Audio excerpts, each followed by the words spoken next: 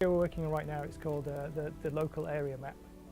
So we have the star map in the game, so this is the equivalent for when you're walking around on foot. At the moment we're at the end of the pre-visualization phase. The first thing was, is it going to be 2D or 3D? Everybody wanted to do 3D. So we did a test out and it looks pretty good. There's also things like, do we want to be able to see the enemy characters on there? So we did a little test for that. Also it was interesting how we work out how the player moves between floors looking at the map, so how they look at the next floor up, next floor down, that kind of thing.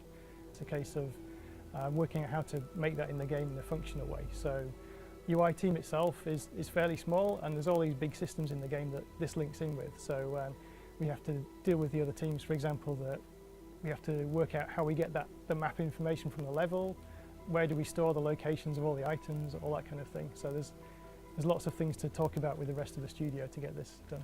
And also, it also needs a certain level of cool, so what about it looks good and makes it a bit different to other games. At the moment it doesn't have quite that level of visual polish that we want, so we want it to be as good as what you'd see in a sci-fi movie, for example. So just now it's functional and it's fine, but we don't want fine, we want it to look really good.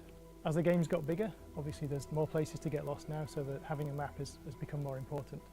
With a feature like that, he says that it's